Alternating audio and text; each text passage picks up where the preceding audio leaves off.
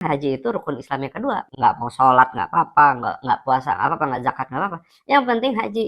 Jadikan haji sebagai rukun Islam yang ketujuh. Syahadat, sholat, zakat, puasa, punya rumah, punya mobil, baru haji. Alhamdulillah, tahun ini dikabarkan ada sekitar 4 juta jamaah haji yang siap beribadah di Tanah Suci. Beda waktu tahun lalu, itu sekitar 750.000 yang terisi dari 1 juta slot. Dan Alhamdulillah Allah izinkan saya dan istri itu untuk berhaji. Dan apa yang memutuskan kami untuk berhaji pada saat itu, kami memang memutuskan untuk berhaji, mengambil furoda.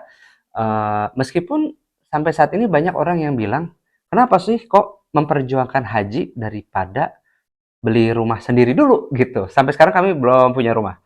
Nah, jadi kenapa sih kayak gitu? Yuk kita obrolin hal ini.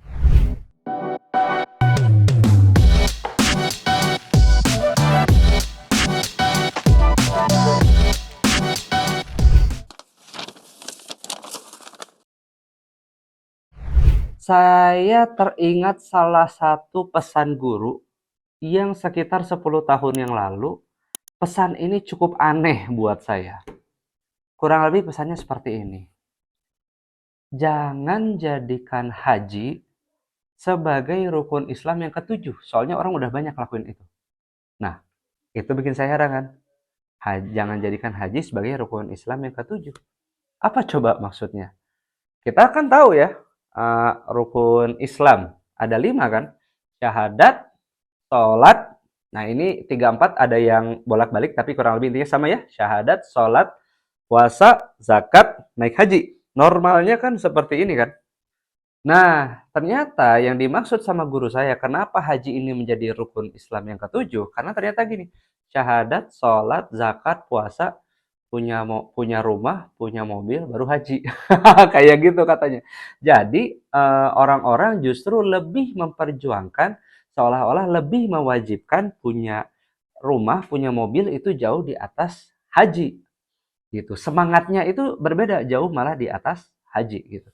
Nah, tapi ada juga guru saya juga berpesan bilang kayak gini, di satu sisi ada juga orang yang menjadikan haji itu rukun Islam yang kedua. Maksudnya gimana? Syahadat haji. Nggak peduli setiap harinya, nggak peduli, nggak mau sholat, nggak apa-apa, nggak puasa, nggak apa-apa, nggak zakat, nggak apa-apa. Yang penting haji.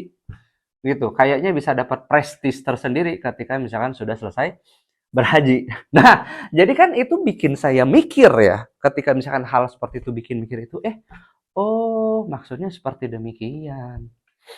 Makanya dari awal nikah sampai sekarang itu kami ngobrol gitu tentang oke, kita perlu memfokuskan haji. Tapi mungkin ada juga yang nanya, loh, kan rumah itu adalah kebutuhan primer, sandang, pangan, papan. Nah, kita juga tidak menolak realita tersebut.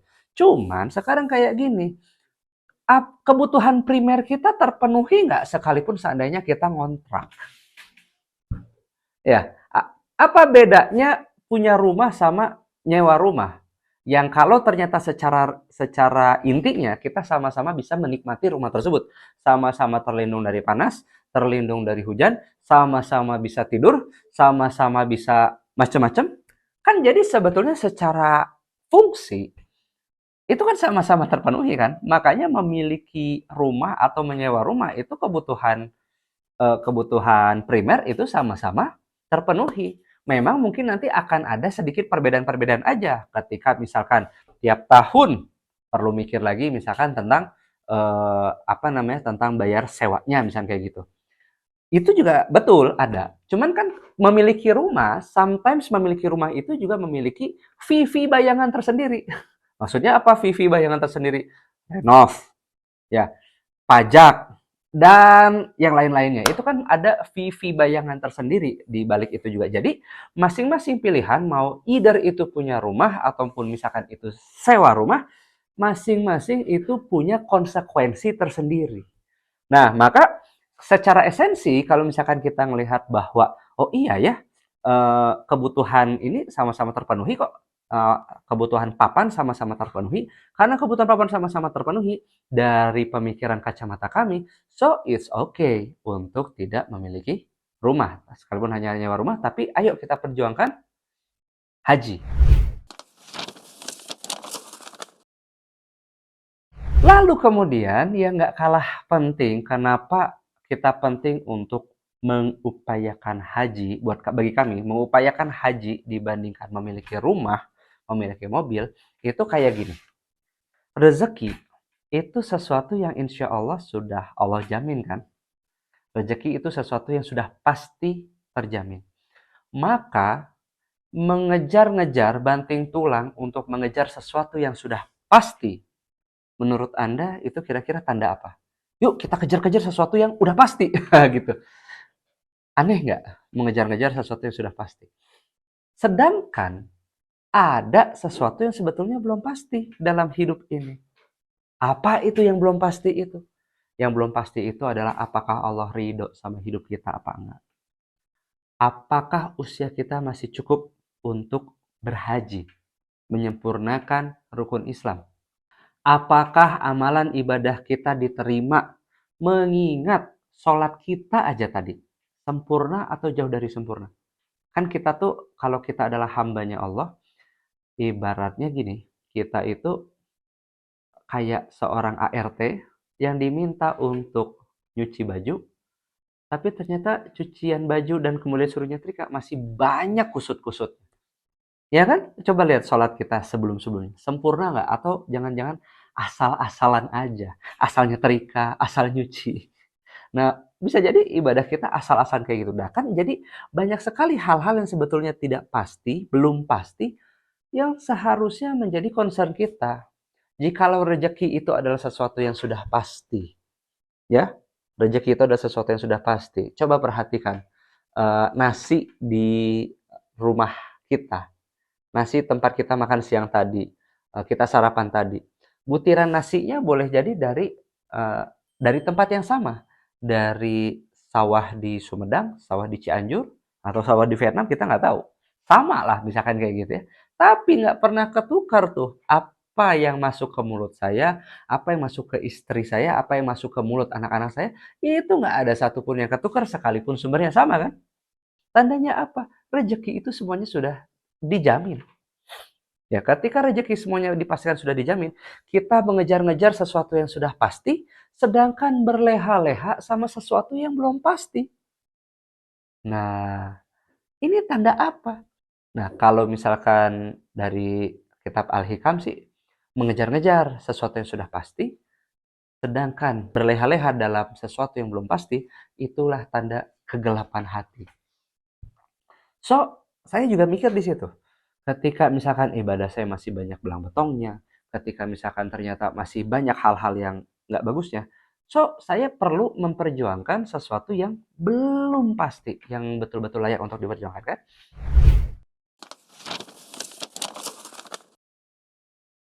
Sekalipun misalkan kita memperjuangkan yang belum pasti, gitu ya, misalkan kita memperjuangkan haji, contohnya seperti itu.